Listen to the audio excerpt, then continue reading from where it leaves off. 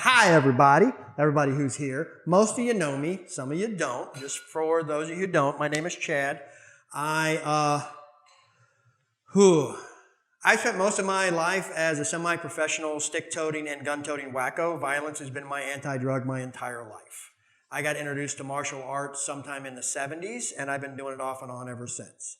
I am not a master of anything, so I'm not going to say I'm your teacher or anything this evening. I am the senior student in the room.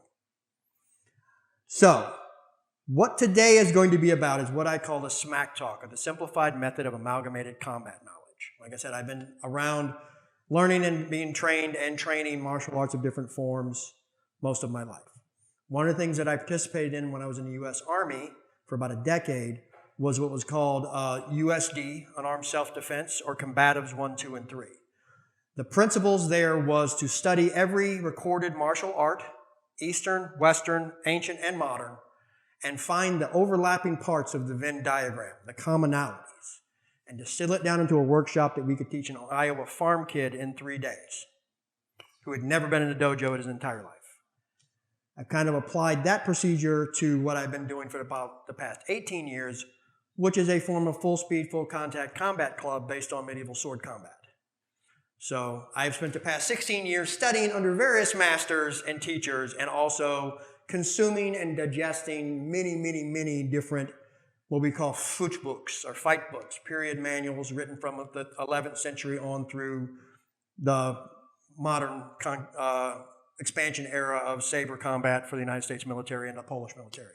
I've been studying all of that. And what this is going to be on is basically how humans work. So part one, what does every martial art have in common? Close. Come on, Emily, you get it. What, Sibylla? What? No. Some martial arts have wide various stances. The common... Nope. Some martial arts are very much about being rabid.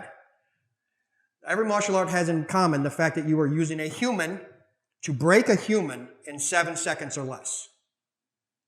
Very few formalized martial arts are about fighting wombats or lions. Most of them are about fighting people. Sometimes you are unarmed, sometimes you are armed, but it is always against people. So, as the human being is the commonality among all martial arts, let's talk about what we are and how we work. We are bipedal primates. Contrary to what some people may want to tell you, we are great apes. We are a very specific dead-end branch of great apes, and we are different than all the rest of them. I want to preface this next section by covering something that comes up every time I talk about this. There is a sexual dimorphism and a gender difference in the human animal. There is a slight variation between what is normally perceived as male and normally perceived as female in our skeletal muscular structure. However, that variance is small enough to be meaningless at the thing that we're talking about. The fact that some genders are built slightly differently for some jobs does not affect hurting each other with our bodies. What matters more is your general size, physical conditioning, and mental ability to go there. How willing you... Number one rule of a fight you need to understand, the person who wins an actual fight, a real fight, talking about self-defense, in a real self-defense situation, a real combat situation, the person who wins that is the second one to go into ER. If you think you're going to go into a fight and come out of it squeaky clean, you are deluded. You cannot go into a fight, a real fight, without breaking something on your body. Hopefully, you break their body more, but you're going to hurt yourself. We don't do that when we study martial arts, but when we fight, fighting hurts. All right. So, let's talk about the human body. Helena, come here, I want a monkey. This is Helena. Hello. Helena is a student of mine. We work together. We fight a bit. All right. So, humans are bipeds. We all follow a basic floor plan. I'm talking to all of us. We normally have two legs with a knee joint, an ankle, and 2 feet.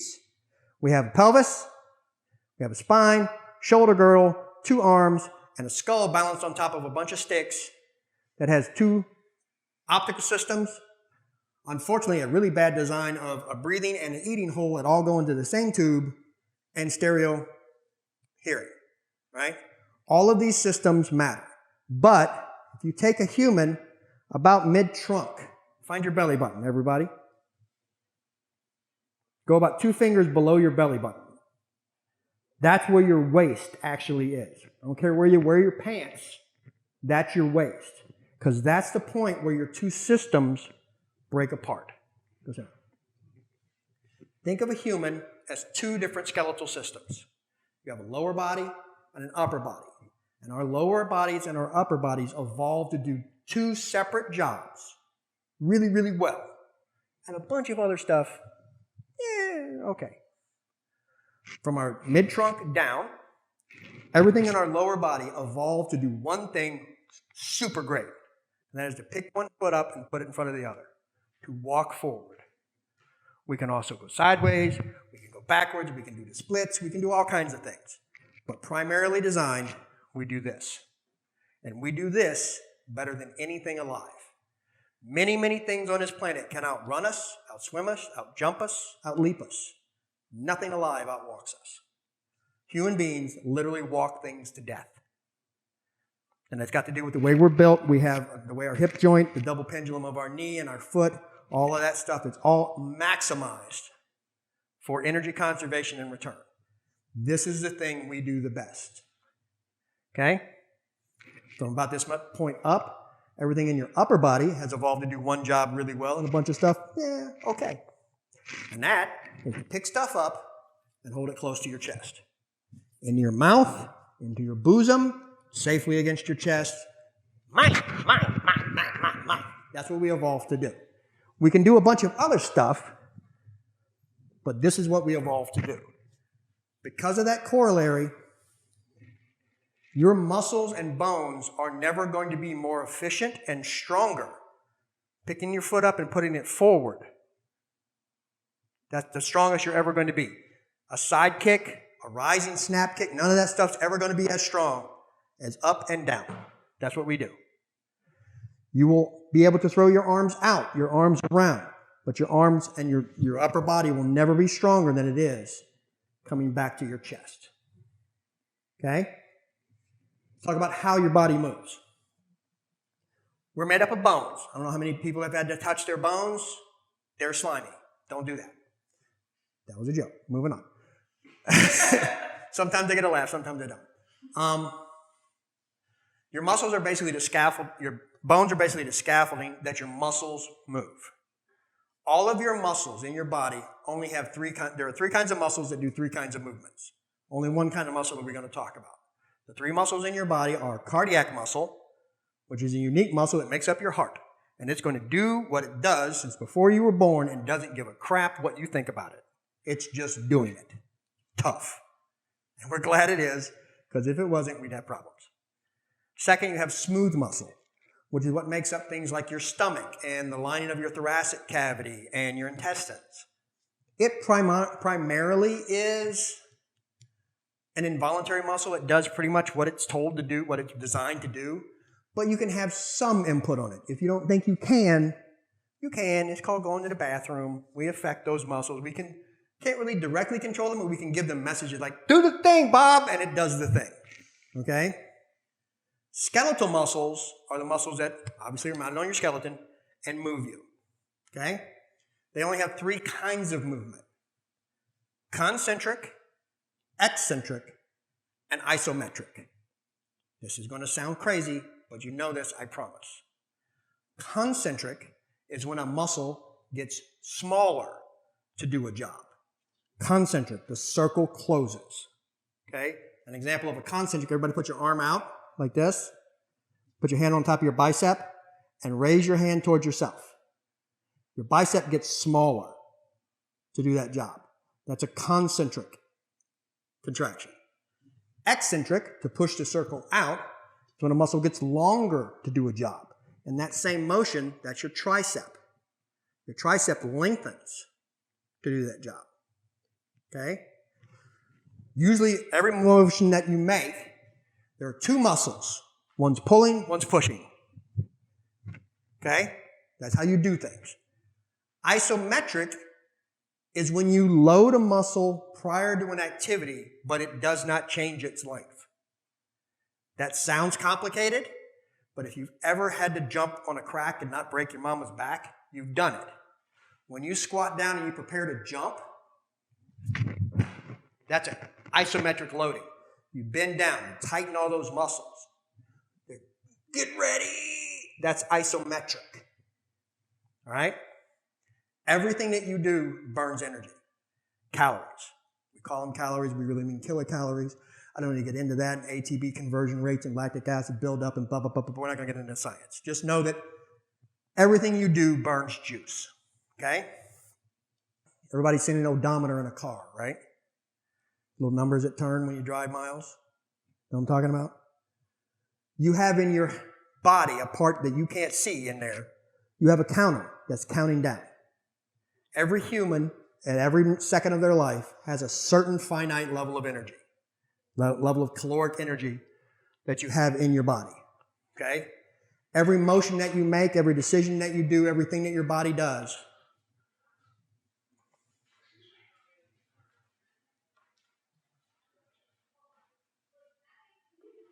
Corner. No, go to the corner. Go to the corner. Sibylla's going to fetch them. Okay. Leave the building. That counter starts counting down for everything you do, everything you burn. It goes down, down, down, down, down. The more you do, the faster that counter goes. Okay? As that counter empties, the rate of empty increases. So what you need to try to manage, in addition to the violence and all the other things that we're going to talk about, is you need to be aware of, and this is something only you can figure out for yourself, where your counter is, where your number is. Know when you can expend a whole bunch of energy and it's worth it, and when you need to just not do that. Does everybody know how to win every fight? Huh? By cheating. By walking the hell away. Most people are never going to be in a situation where they have to literally fight for their lives. I'll tell you right now, the number one way to win a knife fight is when that dude pulls a knife, you bye. See ya. Because a knife is not a ranged weapon. Okay? All right, so we talked about most of the muscles. Does anybody have any questions or any feedback on that? Does any of that sound alien to you? Is any of that new information to anybody? Yeah? All right. So we're going to start applying some of that. You're late. Yeah, got picked up late. All right, everybody go ahead and stand up and find a place. Kind of make room for yourselves. We're going to do some, we're not doing any combat, we're not doing any contact, we're just going to do some movements. I'm going to show you some ways to move. Everybody kind of get like a double arm interval. All right. Without any prompting, other than the small bits of guidance I'm going to give you. I want everybody to kind of stand with their feet together. Now, you don't have to look at me. Just put your feet together. Kind of have your arms hanging loose at your sides. Stare straight ahead. I don't want you to think about being in a fight and fall into a position you feel like is a fight position. Go. If you're going to be in a fight, show me what that looks like. Show me how you stand if we're going to fight. Like for real, think about it. You got to hit me. You got to keep from being hit. You got to move in. You got to move out. I want to see what that looks like when you do it. Okay, barring Vargas, because he actually knows what he's doing, and Helena, I want the three of you, Emily, to look at yourselves and look how similar what you're doing already is. Humans have an innate understanding of how our bodies move. Everybody here is more than 14, right? Other than Sibylla. I'm not talking to you, hon. Everybody else here is more than 14, so you've been driving this body more than 14 years, right? You know how it works. When I say fall into a fight, you instinctively spread your legs. You spread your weight. You centered your torso over your legs. You had your hands not against your body. You had your hands up and away. Because you're already thinking, I got to keep it off me. I don't want to run away from it. All right? We're going to take that and we're going to tune it. And we're going to optimize that for the way we want to fight in general. As we get more specific into different styles of fighting, whether we're doing a combat sport, whether we're doing a martial art for competition and scoring, whether we're doing something like Tai Chi for fitness and relaxation, those make adjustments. But this is the most broad and commonality way we can take a fighting position. So everybody come in, take your shoes off and find a spot. Chuck, you talked about this word. Put your feet and knees together again, hands down at your side.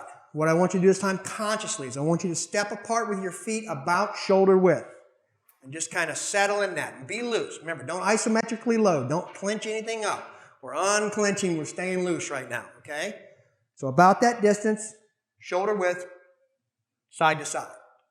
Now, I want you to look down and get a sense of that space, how far that is between your shoulders, how far your feet are apart from each other. And I want you to pick a foot. I don't care which foot. And I want you to move it straight back about that same distance. I want you to take whatever that spread is, and I want you to move one foot back. Play with them. Figure out which foot feels better.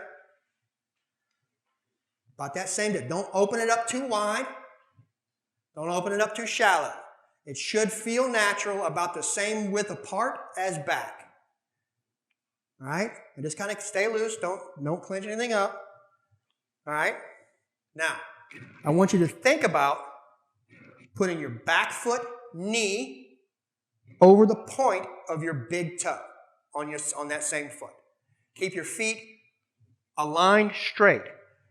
A lot of people's instinct, because they've been socially conditioned and trained this in the world and media, is a martial arts stance looks like this. And in some, it does, with the back foot turn. What we're doing right now, again, we're in the middle of the Venn diagram. We're in the commonality.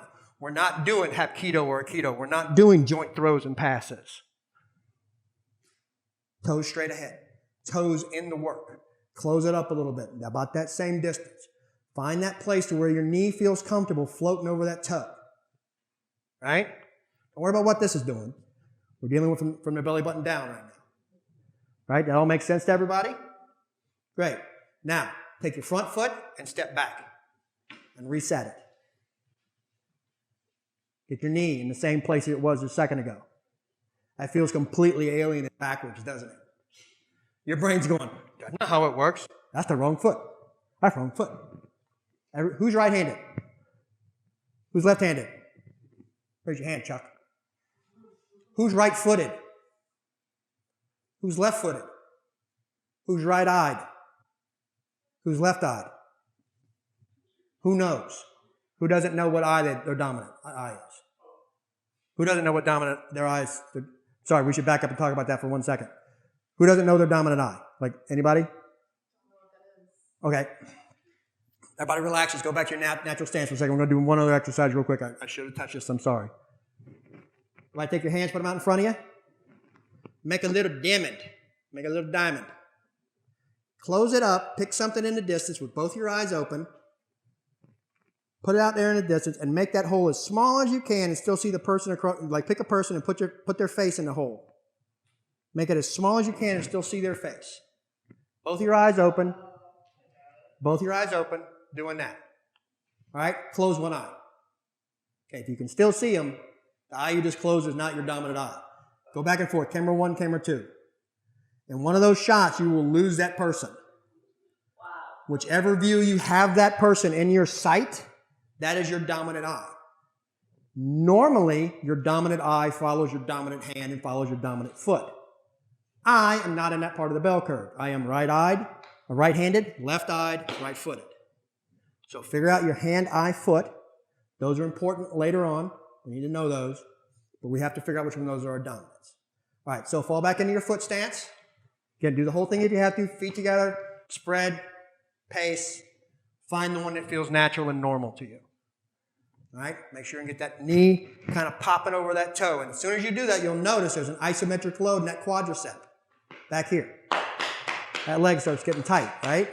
And the way you keep that isometric from burning too much juice, it sounds crazy, but I promise it's true. You burn fewer calories bouncing than you do holding. To be static burns more calories, creates more lactic acid, wears your muscles out faster than loosely bouncing. Okay? When we get into actual combat movements, one of the things you never want to be is still. We'll get to that. But I want you to find that spot where you can move, right?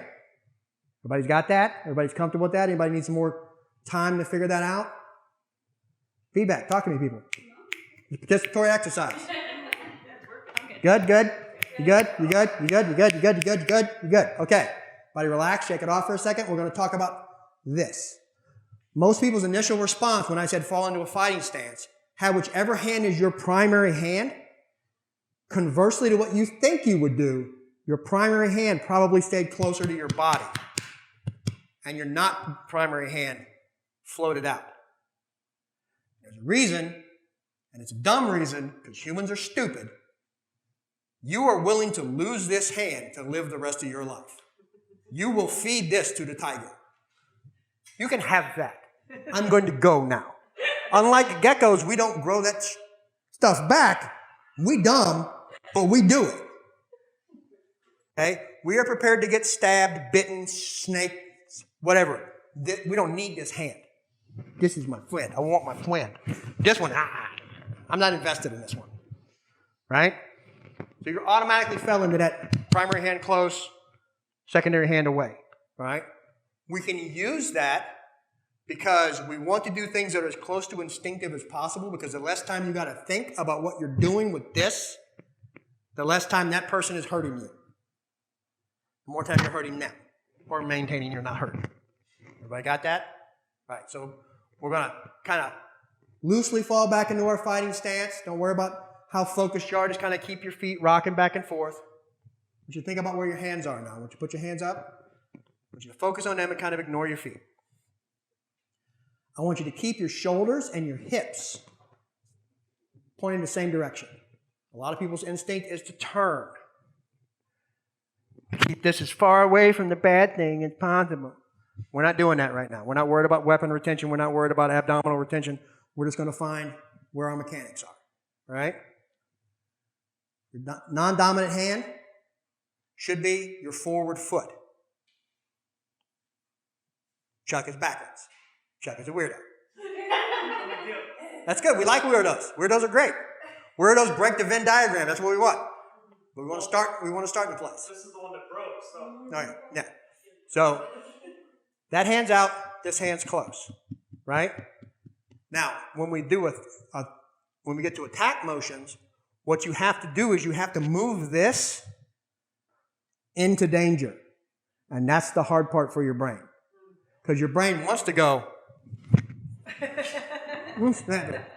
and not risk this, but you really have to come here, and we're going to talk about why. Everybody relax for a second. I want you to stand up straight. We talked briefly about the way your skeletal systems are laid out. Let's talk about how the variances in the way your hips and your shoulders are constructed matter. Your hip is made up of a couple of bone groups. You got your femur, which is your thigh bone. It's the big turkey leg bit right here. And it goes into your pelvis. It has an osteocapture. Your pelvis has a socket. Your femur has a ball. They are stuck together. There is bone inside around the bone. You can, as two of us in this room I know for sure can tell you, can take that apart. It is a very, very bad day, because it does not go back in there without surgery. If that comes out, you're in an ambulance and going to lay up in the bed for a while. Right, Vargas? If you're lucky, you get to keep your bone. I didn't get to keep my bone, but that's all right. We're moving on from that. Your shoulder is very similar in layout, because we evolved, like every other animal on this planet, on a very simple blueprint. Fish, turtles, gibbons, horses, us. We all have 4 limbs and a tail. Every vertebrate has 4 limbs and a tail and a head with our mouth and breathing holes all like tied together, and usually 2 eyes, 2 ears. The blueprint is the same. Unfortunately, when we became bipeds, what used to be our pelvis, our secondary pelvis up here, kind of, no longer has osteocapture. There is no bone on bone holding this together. There is no socket. There is no ball. There is no bone on bone. All that holds your shoulder together is a series of ligaments and muscles. You can take your shoulder out. Not a good idea, but you can do it. Who here has dislocated their shoulder multiple times? Vargas? I put your shoulder half in one Pinzik. Okay. So the only thing that holds your shoulder in place is a bunch of muscles and ligaments. That's important for the way it works. One of the reasons we talked about very early on, your feet go this, they step. Your arms go here. Okay? Again, put your feet just kind of in a relaxed stance. Don't worry about being in a fighting stance. Just stand normally. I want you to take your hands. I want you to do a standard martial arts kind of thing, however you want to do it, whether it's the prayer hands or the fist to fist, whatever. And I want you to find where that feels natural. Where putting that together feels right. Right? And what you'll all find is it's about a thumb's distance from your sternum. Because that is the point of your maximum leverage. That is where every mechanical system in your upper body, shoulders, arms, everything works. That's its natural point. Wherever that point is for each one, you're going to find it's about a thumb's spread off basically the bottom of your sternum, your xiphoid complex. Because, again, we are a mechanical system. That's where the levers want to be. So when you fight, Helena is smaller than me. Helena has shorter arms than me. But if we are like this, and I am dumb, and I fight like this, guess what I don't have? Leverage. My leverage is going this way, and her maximum leverage is going into my squiggly bits. It's a bad day for the Chad. It's a good day for the Helena. Okay? We want to gear ourselves always with that in mind, that we want to be in that little plane. Now this can, if you do it again, it can elevate. It can declinate. There's an arc it can describe. Front, back. It cannot shift left and right. It can with your torso. If you rotate your torso, it moves. But it never comes off that point. There's a magic little ball of energy. In Tai Chi, they call it your chi. Most Tai Chi movements are moving through that. That's a way to visualize leverage. The magic little ball of light right there. And that's your maximum owie ball. So if you ever got to rub the owie ball on somebody, you want to rub it from right there. You want to rub that from. Not over here, right here. Okay? Everybody got that? Any feedback, any questions, any follow-ups? Seriously. Can I suggest you back up a little bit so they can come in and have some? Yeah. Spread out, guys, spread out. All right. So we talked about all of that. We talked about a little bit of stance. We talked about triangle. We talked about that. Okay. So we talked about economy and we talked about counters.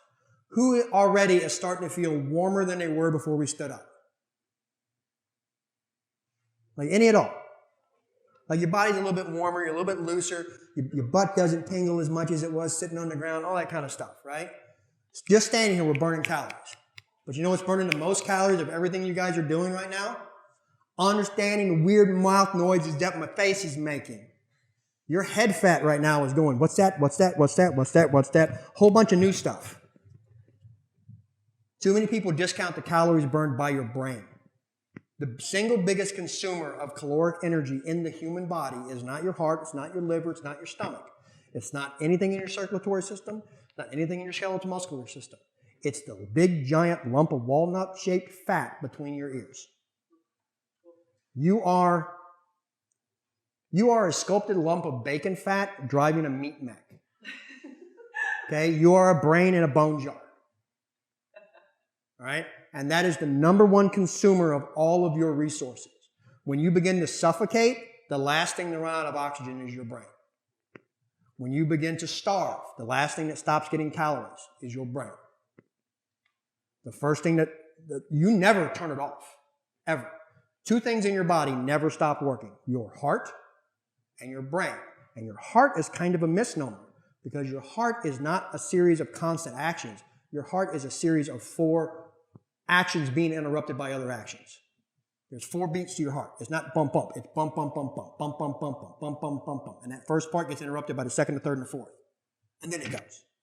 second, the third, and the fourth. And then it goes. Your brain, before you were born, your brain was going, and it's never going to stop until you're dead. Even when you're asleep, it's still burning. Don't think that that's not happening when you're fighting. Whether you're fighting for sport, fighting for combat, fighting for your life. Now, let's talk about how your brain reacts to combat and adrenaline. Everybody, the minute they enter into a fight, and especially even real world fight or our little play fight, the minute we put on our safety equipment, we have a running joke, and I stand behind it 100%. I put a helmet on, I lose 85 IQ points. The minute I put a helmet on my head and I go into a fight, I get really dumb really fast. There's only so much I can hold on to because large chunks of my brain are going, your feet are too far apart, you're moving too much, I'll loosen that up, do this, that hand up, oh, he's going to hit me! That's constantly happening, okay? What we want to do is we want to talk about now the way our minds work and the way we process. We have 3 main levels that we make decisions on, all right? Everybody sit down, just sit down, crisscross applesauce on the ground for a second. All right. The 3 sections of your brain that we want to talk about are layers, like an onion or a cake. At the bottom, closest to your meat, okay, because you're made of meat, the thing closest to your meat, I'm going to call your lizard. Okay? These are kind of antiquated terms, but we're talking in, again, 14th century speak. You have your lizard, your monkey, and your sapient. We talked about this a little bit the other night at practice. What's that? Sapient. Sapient. Sentient. Okay. Man brain. But I don't like saying man brain. So I say sentient or sapient brain. Because sentient is an old term that basically means we have language. Anyway, the lizard is the part of your brain that runs most of your autonomic reflexes. It's not the one that tells your heart to beat, but it's the one that says, hey, we're doing a thing. Pick it up. Go faster. More heart, more heart, more heart. And he's like the little conductor in there, pulling all the strings and making all the body systems work. You don't talk to the lizard very much. The lizard is who we try to reach when we do mindfulness and meditation, when we sit quietly and we try to concentrate on our breathing. That's us trying to reach down into the bottom part of the lake and like, hey, lizard, I'm talking to you. Usually we don't interact with the lizard. We all interact with the monkey. The monkey is the little primate in a VR suit in the back of our brain that is driving our bodies. He is the mech pilot, right?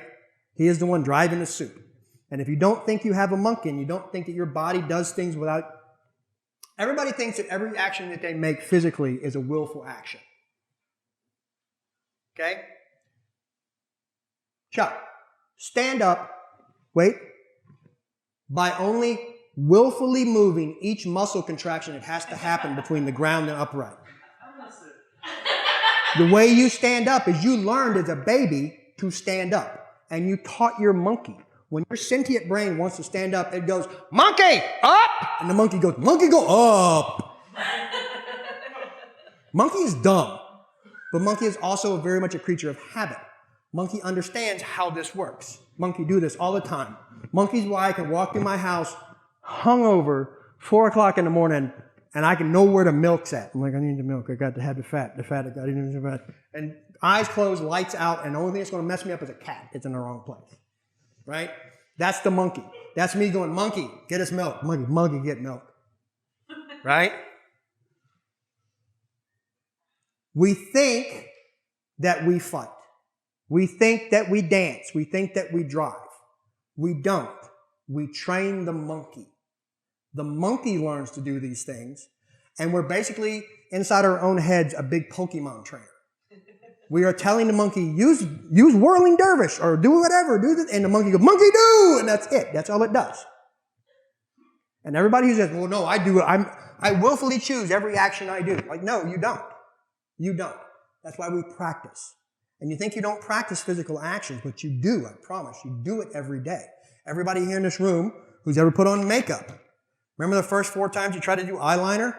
My God, how blind were you for a week? I know I was. I walked around for 2 weeks and all I could see out of this eye was like a white milky substance. I didn't know what the hell was happening. I think I painted my cornea. I don't know. It was bad. Right? We have to learn how to teach our brains. And one of the ways we do that is through repetitive action. I know you've probably all heard the adage, how many times does it take to create a habit? Who knows the answer to that? What's that? 21 to 28 daily repetitions is generally what it says. So a good rule of thumb is 30 days. 30 days will form a physical habit. Very good, sir. Now, here's the problem. Bad habits exist. I've been fighting in full speed, full contact sword fighting club, the SCA, for 17 years. And I am still fighting bad habits I had before I ever picked up a stick. I am constantly having to unlearn the things I thought I knew. Okay? What I want everybody to always learn how to do is to go back to ask yourself, where does this fit in the meat? What's the meat's limit? Now, there's a lot of stuff we can build out of that. Once we understand how we work, we understand how to break them. All right? So we talked about the different levels of processing, about your lizard, who you don't really talk to, your monkey, who you can't really talk to except in very short verbal commands inside your head, and your sentient or sapient brain. God, it was so much easier when I would say man brain. Your sentient brain. We're going to talk about how we build that program, how we learn to train the monkey. And this is where all of your coworkers and fellow people in your life are going to think, if you're not a fighter already, are going to think you're crazy. Because I want you to start walking for the next couple of days in a very specific way. And it's going to seem alien. Everybody get up a second? Back up again. All right. Fall into our fight stance, which you all got, right? Go.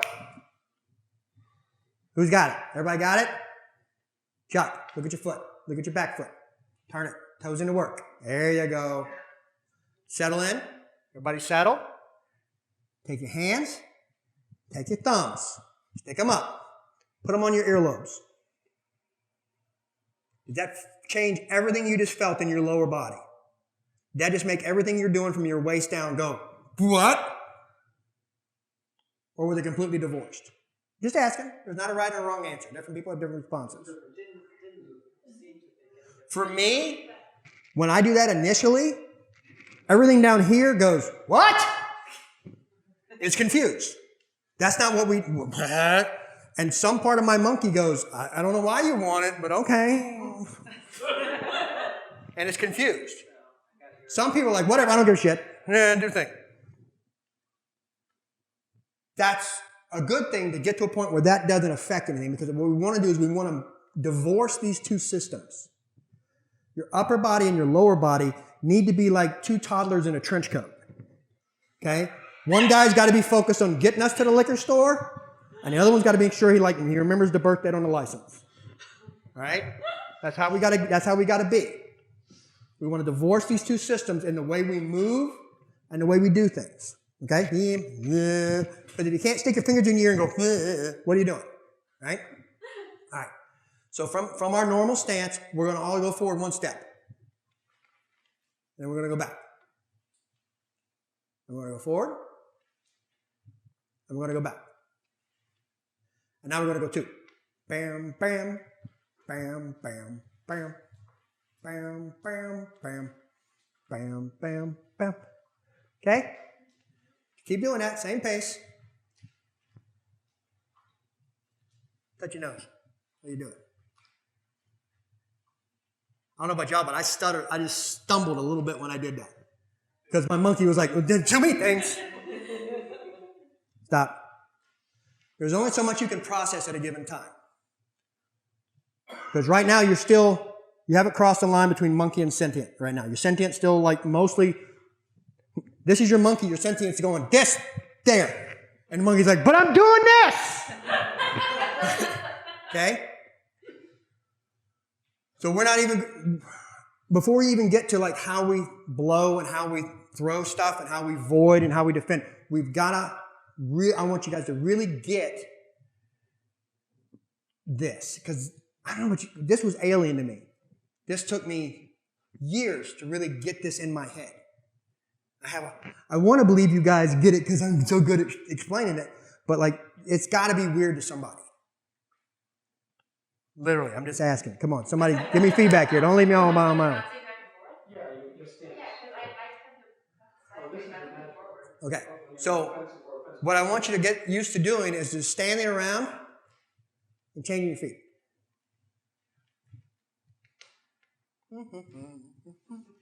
And if you look at it, it looks like the Charleston. Charleston. Yeah, except don't cross. Same basic thing. That's movement mechanics 101 right there. You will find that you have a neutral. Everybody's is different. Mine is primary red foot. I got two different socks. I got red foot, blue foot. My primary foot back. My primary hand on that hip. My non-primary's out. This is my neutral.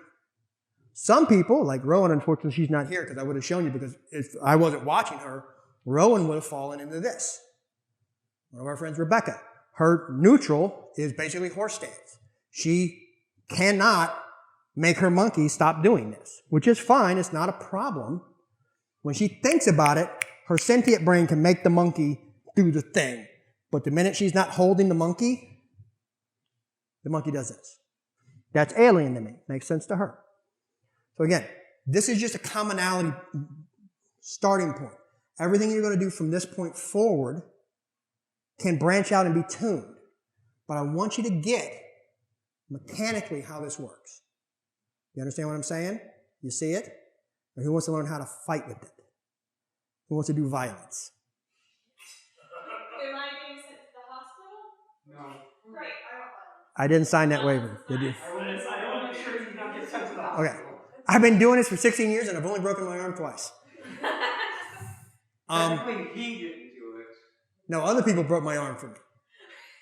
Well, a favor. And the last guy broke my arm, I sent him a fruit basket. It was funny. All right. So, 2, 4, I don't have enough sticks. Everybody make space. I got one in the trap. Okay, go. Emily. I'm sorry, what was your name again? Nancy. Nancy's going to get that.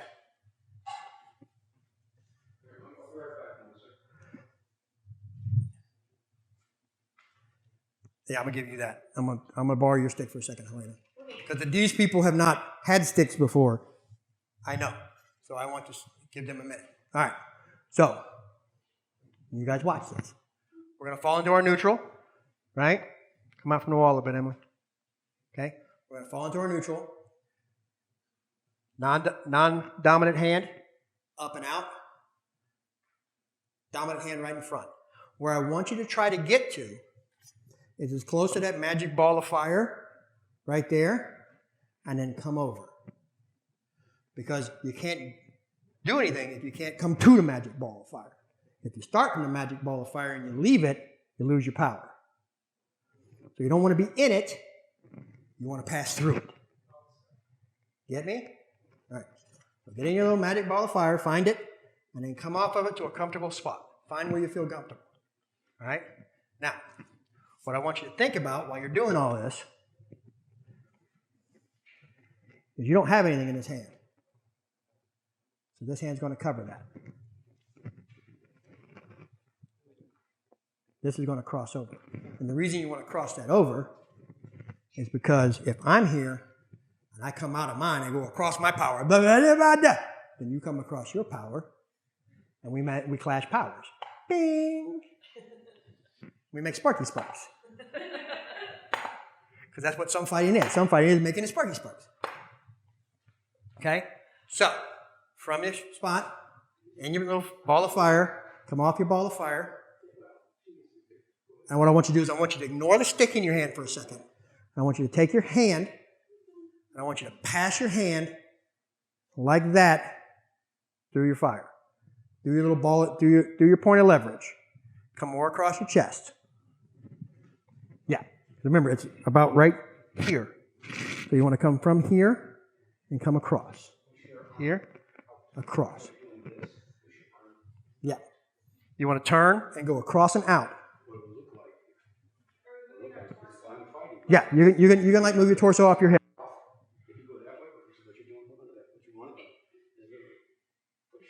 Yeah, well, right now I want her to go through the middle. Well, I'm showing her that what Our you're heads. doing. Yeah. So, yeah, across and there, right. We're going to do it first with the hand, and then we're going to get into the snap. All right?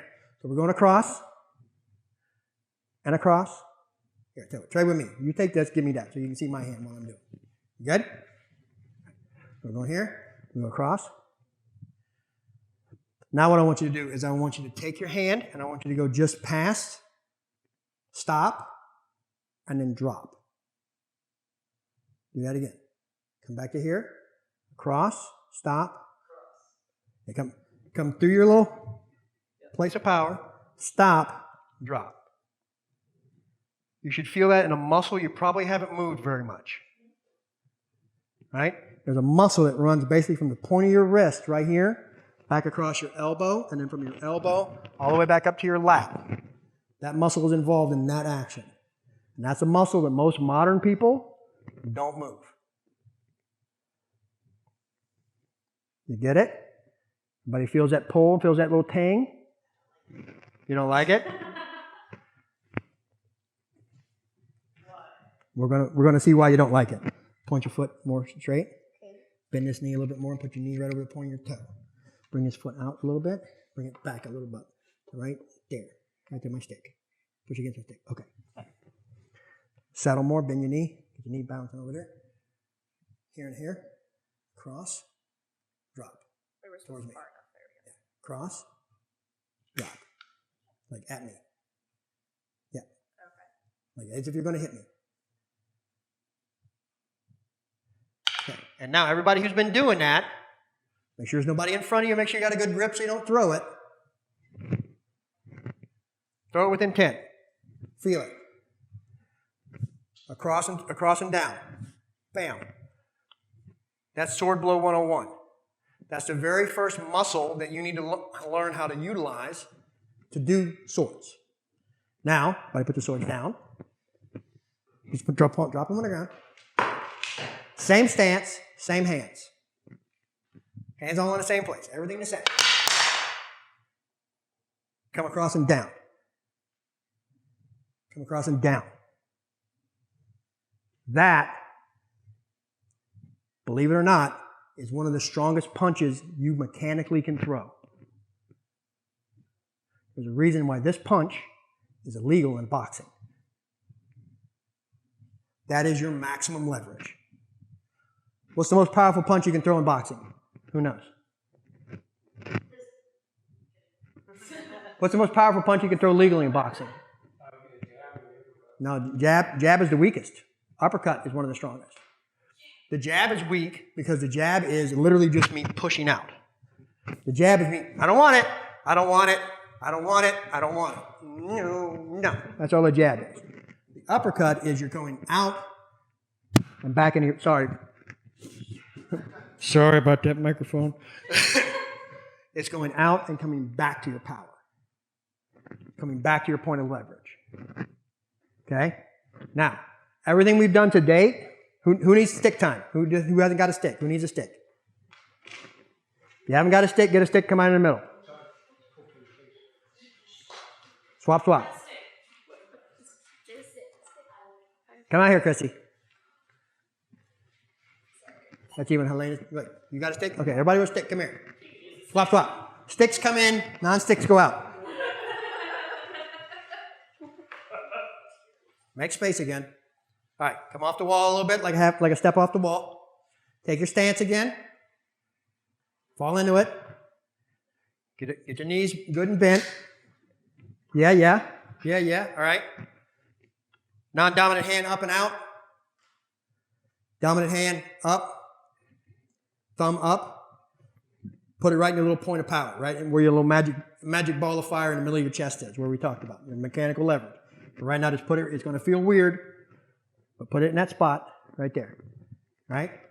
And now move it off to the point of your shoulder where it feels comfortable. Go from where it's uncomfortable to settle into where it is comfortable. Okay? And now, thinking of my thumb as my blade. Everybody sees it? Push across and then drop. Across, drop.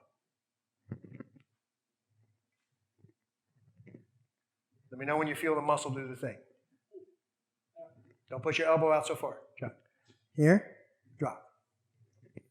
You're going to feel that muscle, again, right across there. It may take a second depending on how light your stick is.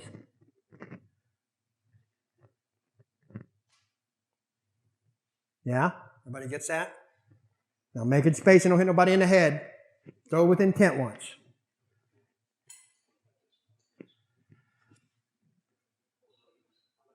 Yeah, don't do what I'm doing. That's me. That's me. This is my stick. Yeah, that's my stick. Bend your knee over the point. That's your leverage right there, right? So you're here. This feels natural. Go out and then drop. Like this. See my hand? Yeah. Here, out, drop.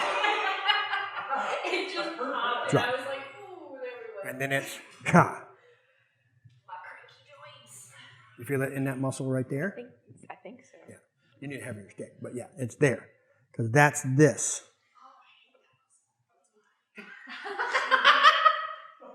That's why sword fighters end up with weirdly shaped hands. That's why our forearms don't match. That's why I have this giant lump of muscle over here. That happens because of that. Okay? All right. So that's really as far as I want to go right now tonight for introducing like sword stuff. Now we're going to introduce some sword stuff that's applicable to all fighting, but we're going to approach it from an unarmed stance. Okay, so we're going to talk about stuff you can do in unarmed that can be extrapolated to sword fighting if we choose to go that far with this whole program. I don't know. Okay? So give me my teachy stick and all the sword stickies coming back over here. Okay, we got about an hour left. All right, so I want to talk about one of the core things of fighting, and this is something that every fighting system has, and that's measure. Measure is a very nebulous term that's made up of 3 other nebulous terms. Isn't that clear? Isn't it great? It's not like people have been writing books about this for like 900 years and nobody's figured it out yet. Think of measure as being made up of the 3 components of distance, time, and pace. Everybody's immediately going, time and pace are the same thing. They're not. So let's talk first about distance. Give me two mammals. Chuck. I'm going to hit you. I swear to God. Stick in his hand. Don't do that. I'm going to. All right. No. All right. Come here. Put your arms out. Touch each other until you can touch her head. Yeah. Okay. Sorry. You can touch it, right? Touch, right? This is his reach. Put your arm out and touch his head. Stand in the right place. You know. Okay. Now back up to where he's got your arm straight. Get your arm straight. Get your arm straight. Go back. Keep coming back until you can just barely touch you. Go back in until you can just barely touch you. Okay. Can you touch him at all? Nope. This is called reach. Take one step out. This is called range. This is where fight decisions are made. If you're thinking, take a step in, here, you are dead. You have lost. This is not where you make decisions. This is where you adjudicate actions. Back up. Decisions happen, 2 more steps. There. That's where you decide things. About here, thank you. All right. Me and Chuck are going to play for later. Okay, give me your hand up. Okay, so this is his reach.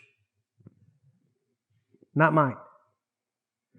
If I stand here and decide this is where I'm going to fight from, what do? There's one word for it. I lose. I've already lost. Because there is literally no way for me to do any action to him. I'm giving him, here's all the actions. You can have them. Here, we're still doing actions. This is the first component of measure, and honestly, one of the hardest to get once you actually enter in a martial art and you begin sparring. Because once you start sparring and free-forming, because then sparring is different than katas. Katas is, we all know I'm going to go 1, 2, 3, 4, 5. Okay. Well, it's a dang. 2, 3, 4, 5. Okay? Amen. Sparring is, I got a stick, you got a stick. I'm coming to cave your skull in. You better stop me. There's not a plan. We didn't agree on anything beforehand. We're both kind of I don't know what's happening. Most humans immediately fall into, I got to get close enough to where I can reach him before I decide anything. And that's dumb. Don't do that. Stop doing that. You get hit a lot. The rule of thumb we used to teach in the Army, especially to people that were like military policemen or corrections officers or physical security guards or whatever, you want to make sure and stand next to everyone, 1 arm's length and a beer bottle. Imagine how hard a beer bottle is right here. You want to be far enough to where if a guy just decides just to huck a beer bottle at you, he can't hit you. 1 arm's length and a beer bottle. That's how far away you want to stand. Conversely, that is an area that I call range. Range is 1 action out of reach. Reach is where, with my hand or a weapon, I can put contact and damage to my opponent. That's my reach. My reach varies. Hold that. Reach A. Bad. Bad. Reach B. Better. My reach is a mutable concept. His physical reach is not. His weapon to reach is. You have to learn to calculate reach on unknown things. You have to, especially in a sparring situation, in a fighting situation, in a street fighting situation, you have to be able to look at somebody and guess how much of an orangutan their arms are or whether they're a water buffalo. Do they have short little stubby arms or they got big long arms? Do they have a beer bottle? Do they have a thing in their hand?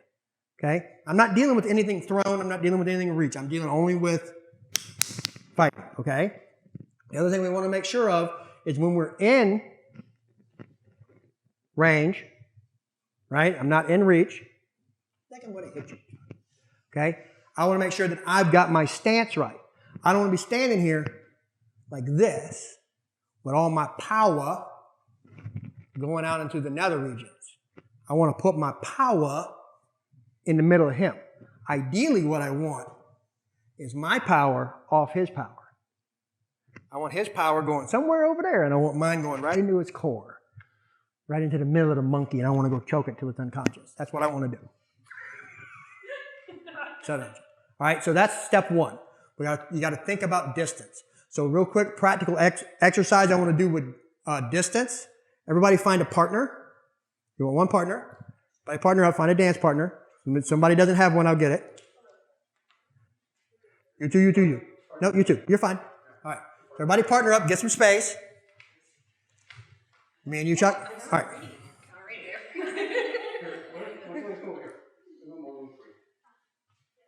Okay? I want you to face your partner, head to head.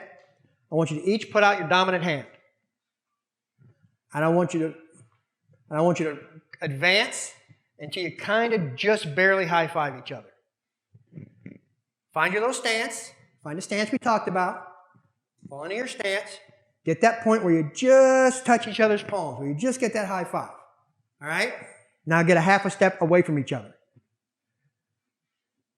Maintain that distance. All right? Everybody's got it? All right. Amongst yourselves, one of you decide who's going to move and who's going to move away. And don't let that, you know what, get closer. Get closer where you're just almost barely touching. Just like a little tiny bit out. Just a smidge. Just a smidge. Like just a smidge. That's good. Just a smidge. Just a smidge. Huh? Enough room for Jesus. Just a smidge. Yeah, like you said, leave room for Jesus. And then what I want you to do is I want one of you to advance and one of you to retreat, and I don't want you to high five.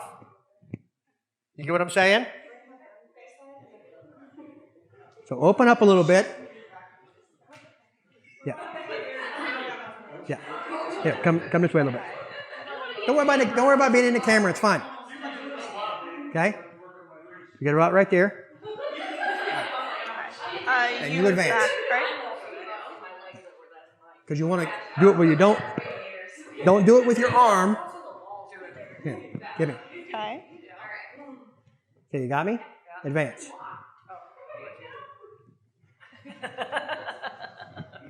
You want to get to where you can feel that and then trade.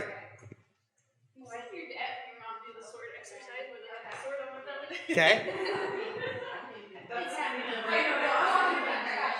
Okay. That's good. I don't expect you guys to get this. Chuck feels left out. Yeah. Do the thing with Chuck.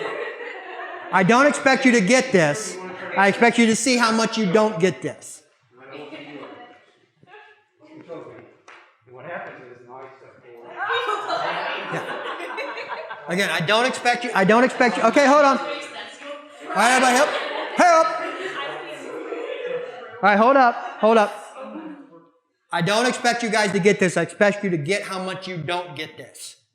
That is a skill that takes the rest of your life to figure out how to feel that invisible pace, that invisible space. Those of you who have partners or have people you can play with that are willing to train or play this game with you, my advice is get a small stick or a phone book or something you don't care dropping on the ground and put it between your hands without holding it, just with pressure. So that if I move away, it doesn't fall. But if I advance, I don't push his arm. But if I fade, I won, because I broke measure. If I'm able to advance and get him to push his arm back, I won, because I broke his measure. That's a way to train that. That's a way to practice that. I can't teach you that. I can show you how to figure it out. Does that make sense? Any questions on that? Anybody got feedback on that? Anybody feel weird doing that? What if you don't have someone to practice with?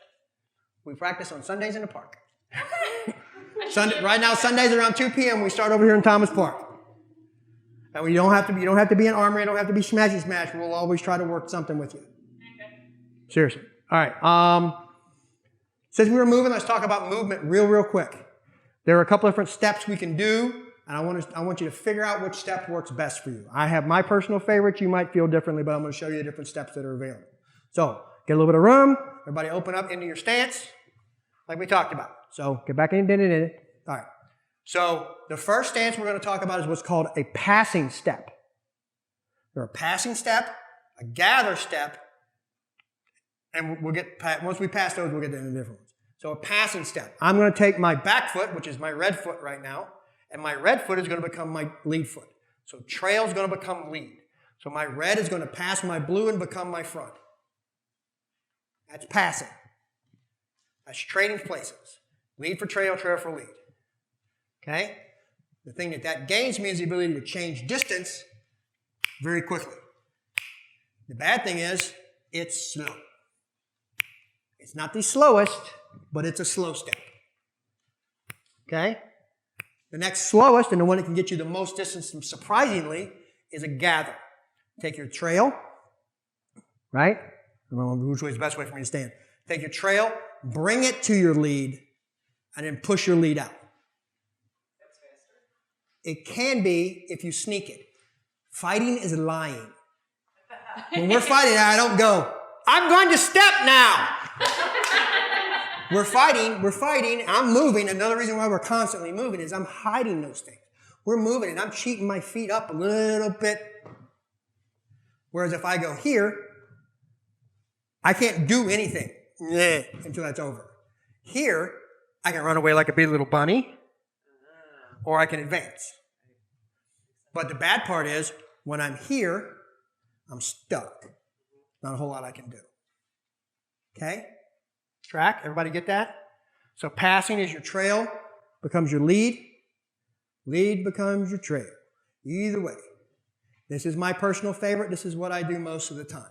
And the thing that I like about this is, what does this look like? Walking. And what is walking? Instinct. The one thing we're the best in the world at! No other creature on the planet does this better than me. Yay! I win Olympics. Right? Okay. So that's step number one. Then you got your gather step. Now you can pop and do all kinds of weird things, and I suck at that. What's another step you do, Vargas? You do the side step? It's a side step. No. Because there is a side slide. And there's a step that I do not advocate and will never advocate. As you said, it all depends on the way These, what I'm showing you are the beginning of the branches. Everything can branch out from here. It's a giant evolutionary tree. These are the progenitors of everything. Once you get these, you can, I don't like it that way. I'm going to do it with that flare. And that's fine. Flare is what it's about. But right now we're talking about the commonalities. This is the simplified method. This is everything boiled down to its most basic. Another step you can try to do, which isn't great, is to slide across. But the step I'm never going to advocate for is what they call a grapevine, where one of your feet, front or back, crosses the line of the other. It is a good way to change direction, but it's a bad way to generate leverage. Yeah. And it's good, but only if you got the right music. Right? Okay. So the two steps I'm going to focus on, the two steps I'm always going to advocate for, are the passing step and the gather step. Passing more than gathers. I'm always going to advocate for passing. Okay? Keep doing it. But notice I can change directions in a circle while I'm doing this without big steps. Little minute changes in the way I roll on my heel and toe can change your direction.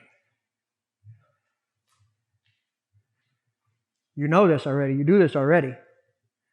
You just never tried to do it while somebody's trying to hit you in the head with a stick. Okay? And you can do those changes without having to do a big... What's the biggest difference between a speedboat and a container ship? Speed. Maneuverability. Maneuverability. A container ship goes fast. They can do faster than you want to be on the water. They don't feel like it, but they also don't turn. We're going to start turning now. It's Wednesday. We might turn by Friday. We do this. We're good at this. We're good at changing little minute changes. Change big things. Okay? Speeds. Distance. We talked about distance, how to maintain it, how to change it. Let's talk about times. Then we'll talk about pace. Times. How many different times are there? How many different time scales do you think the human body moves at? Remember when we talked about brains? You got your lizard brain, you got your monkey brain, you got your sentient brain. There is a levels of speed. How many are there? How many can you think of? How would you break it down?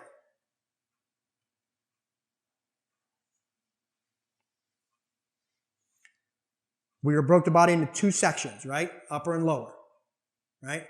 There's speed of the foot and there's speed of the hand. Foot is slower than hand. Hand is slower than eye. I can see you started an action before you complete the action, regardless of whether it's with your hand or your foot. But if you start a foot action, I can see it before the foot finishes, and I have enough time to do a hand. Because your foot, in the time scale, is so slow that your brain can go, hey, move that foot! Hey, move that foot! And you can go, no! Your hand can do the thing, right? But if you can start moving your foot, all I can go, it's a foot, and I can try to outrun the foot. And sometimes I can and sometimes I can't. But what makes it better, my chances better of doing that is distance. Because if I have that distance, if I'm not in reach, then we are moving at the speed of the hand, or speed of the foot. If we're here, everything's eye and hand. And those time scales get much shorter. Foot, hand, eye. Right? Everybody get that? So if you maintain distance, you keep things at hand at foot speed. When things happen at foot speed, if you've got good eye speed, you can process that and respond to foot speed with foot speed and still beat it because she's still got to cover the distance. All I'm doing is I'm resetting the distance. Does that make sense? Everybody gets that? Like rock, paper, scissors. Yeah. Kind of. So just being conscious of it, right? Right. Just being conscious of the fact that Right, and again, never ever think this is a fight with hands or weapons. This is a fight with brains. These are how we adjudicate them. When I'm out here at distance, I'm making decisions. And sometimes I'm a liar. I'm going to go, hey, I'm going to do the thing, and she's not going to see me do the thing. Then I'm going to give a big foot stomp, and she's going to move away. And that's what I want her to do because my buddy's over there with a stick and going to hit her. I'm going to go, run away. And you're going to go, ah, and then wham, ha, ha, ha. I win, we win, you lose, ha, ha.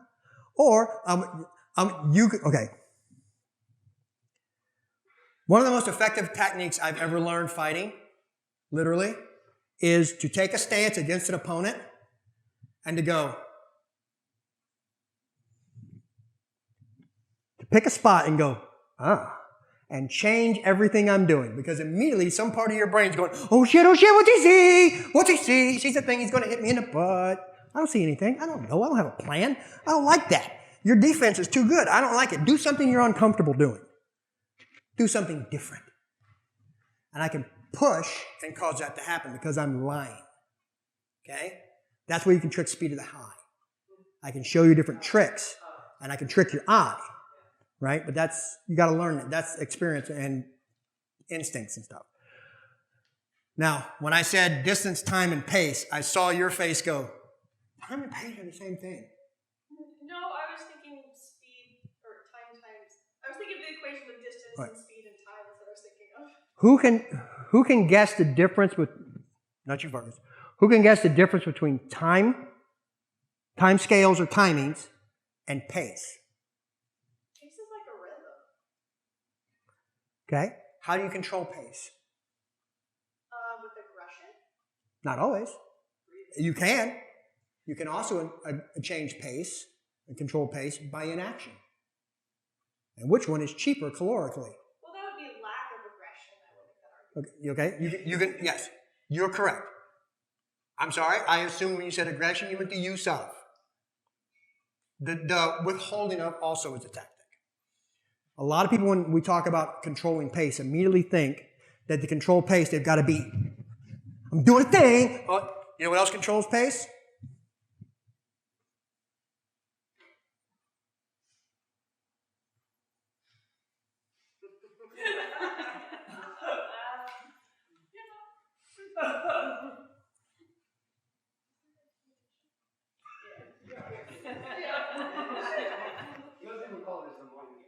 Yeah. Again, I remind you, don't think that no matter what your combat sport is or whatever your real life situation is, never ever think that this is a fight with sticks, weapons, or fists. This is a fight with wills and brains. We use our bodies. You are bacon fat in a bone jar driving a meat mech. Okay? Don't ever forget that. Whatever a meat's mech. Meat mech. You're a big giant robot suit made of meat. Like a mech, like from Mech Warrior. Like, you're You have to pronounce it. I heard Mac and I was picturing like meat mech. There you go. Like a mecca.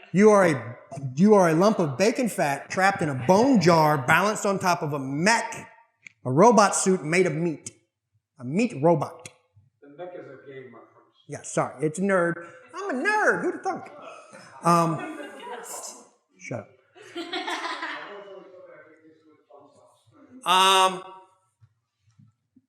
We talked about brains, we talked about magic, we talked about pace. All right, so this is the part right now. We got like another half hour or so, 10 minutes, whatever it is.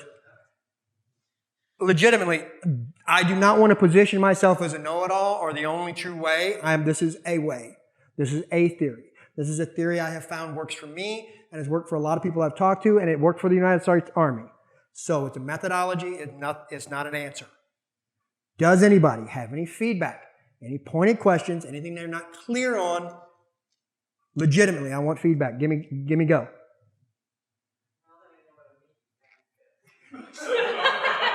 I apologize. Sometimes my southern shows and I slur real fast. Come on, somebody's got to have something. What about inefficiencies in the biomechanical structure? So like, Oh, we're horrible. like for me, my foot naturally doesn't want. If I put it this way, it puts it out of control. Yeah. So like something like that. Like, how do you become aware of that? You fight. Yeah, practice your stance. Again, that's the walk around and do this. Let me ask you a question, Chuck. Are my legs the same length? Are your legs the same length? No. My left leg is about 1.5 inches shorter than my right. This is me standing on my right leg. Okay? My legs are not the same length. My arms are not the same length. I'm missing part of my shoulder. Okay? I am all... The human body is horrible. We are the most... Evolution took a perfectly good monkey and gave it anxiety. That's what evolution did to us. We're very good at what we evolved to do, and what we evolved to do is really kind of stupid. There is no better way to do what we do except for every other way to do it. Does that make sense? Well, except for we walk. Right. Well, we are very good at walking. Nothing outwalks us, that's true, but we gave up a lot for that. Our spine literally is the worst thing in the world. The fact that we run out of teeth, that our teeth only last half our life. Trust me, I know that intimately. I'm not taking them out. I don't have a tooth in my head. I know that, guys. Teeth wear out. That's dumb. Our spine literally is not made for what we do because we sacrificed so much to be a biped. But it was a game changer. It was just in evolutionary standpoints. It was what? And it's still a huge advantage to us now, even in the natural world. In the unnatural world that we've constructed, it's awful. But in the natural world, there are still people doing pursuit predation on different parts of the planet. Realize that we're Jason Voorhees of nature, right? Everything else in nature that hunts, a lion goes for a wildebeest and he misses and he's like, I'll see you Wednesday. I'm not doing that again. I'm done. You got one little, I'm done. You know what we do? We poke it with a toothpick. It runs away and goes, oh man, that was fun. It's still there, Jesus Christ. And they run away and they, it's still there. And we just go, We walk stuff literally till it dies. Literally until it dies. We gained that, but you know what we lost? We lost the ability to brachiate. We are not brachiators. We are not tree swingers. We talked about the shoulder girdle earlier, about how we don't have an osteocapture.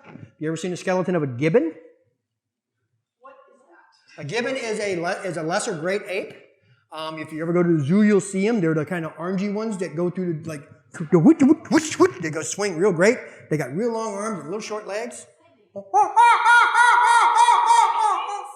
What's that? No, orangutan is a ground ape. It's a great ape, but they're ground apes. They are partially arboreal, but they're not, and they can brachiate, but they're not primarily a brachiator. Gibbons are primarily brachiators, and they're the ones, if you go to the zoo, they're just like zip, zip, zip, zip, zip, zip, zip, zip, zip, zip, zip. Pretty much every ape can brachiate, but us. Brachiation is to move by swinging like on monkey bars.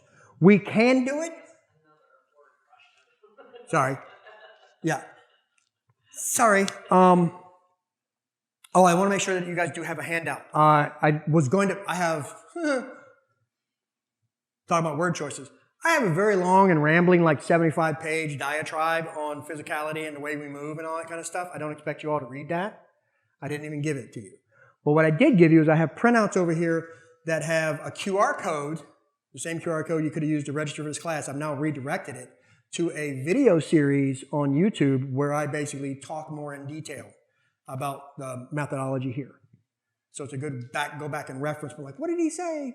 I don't say it the same way every time, but the ideas are always the same. Okay? Now seriously, any other feedback questions? Any other words I misspoke? So why is it so important that your feet are facing forward and not have one just ever so slightly turned? Because it's not so much natural as it is a learned behavior for us in our fighting idea. And also the reason why I personally push away from it, because this theory is about the most common the most interchangeable. There are many systems that you can develop of fighting systems to where that is a giant detriment. There's some where that's a giant boon. But if you naturally walk, because not everyone walks naturally with right. their toes. Like if I naturally walk with my feet opened a little bit. And again, that's how you tune it. Okay. I want to encourage you to do that. But the point of this class is let's find the thing that works in the middle of the Venn diagram, and then we'll find those who were statistical outliers like you, and then we'll tune. That's where the evolution tree starts. This whole class, the point of this is we're going to take it all the way back to formula. This is the center of the Venn diagram, and then we'll spiral out. Everybody knows, I keep saying Venn diagram. Everybody knows what a Venn diagram is, right? Okay. Yeah. So, to answer your question, a lot of martial arts, and my instinct a lot of times too, is to turn my back foot out. And it's not necessarily a bad thing, except in certain instances. For example, in sword fighting, it can be. Hang on. I got the perfect thing for this example.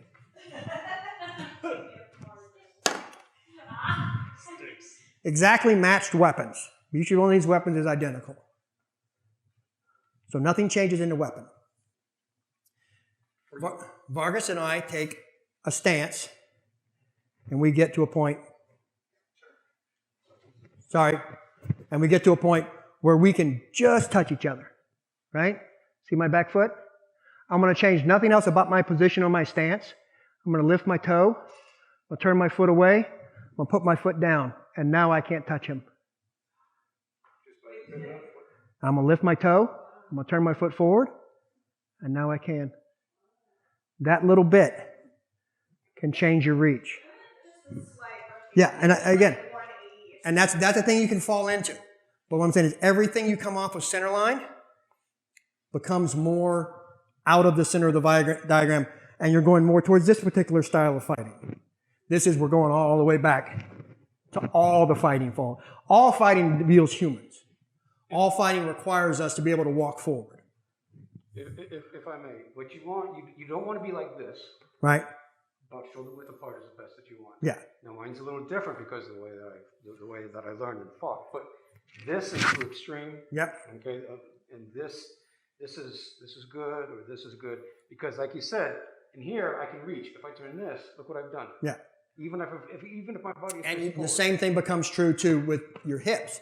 If we're straight on, and even if I got my feet straight and I turn my hips and my shoulders away, I'm robbing myself of distance. Which is why everything that I'm talking about is built around start from anatomical neutral and then build that out.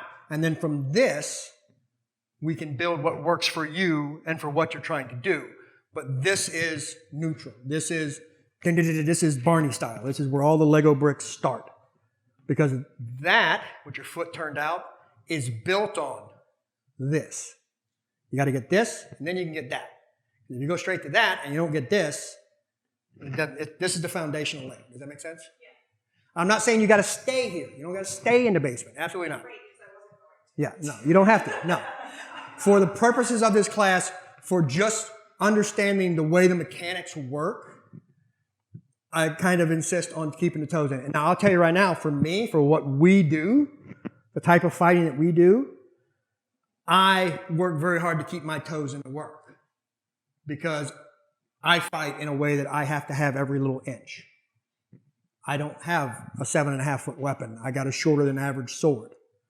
I fight with a very small shield. All of my fighting is built around counterpunching and moves in, moves out. So I've got to have every little distance I can get. Does that make sense? Any other questions, comments? Come on.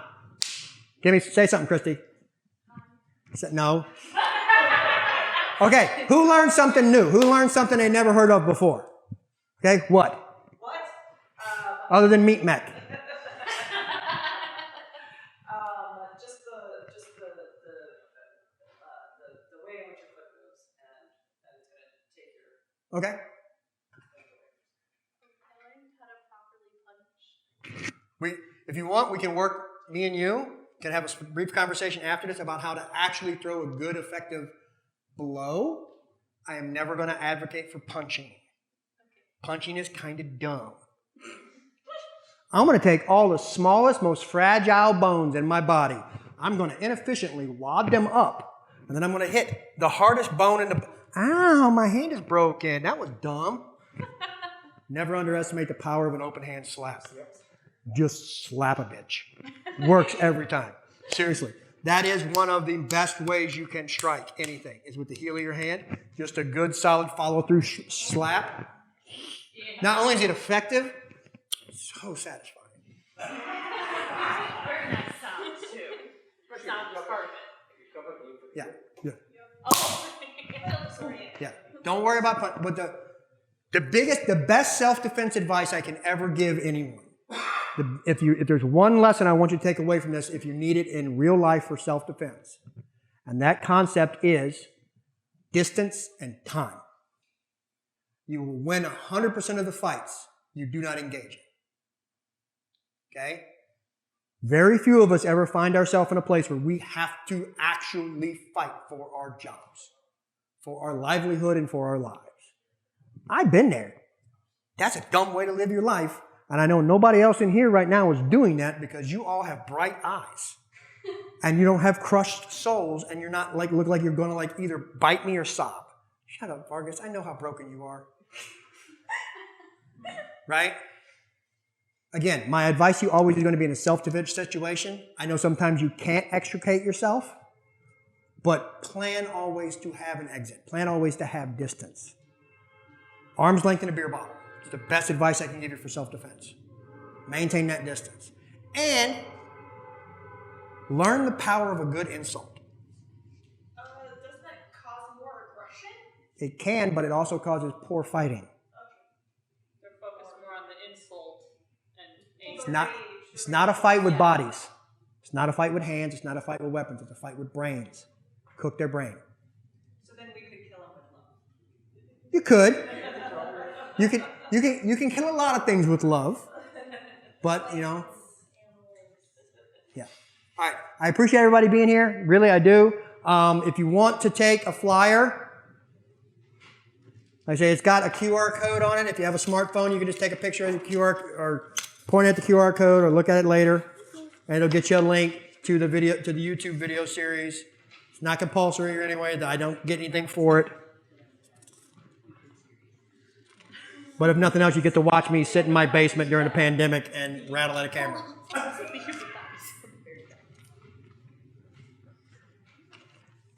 Anybody else? Got any other questions?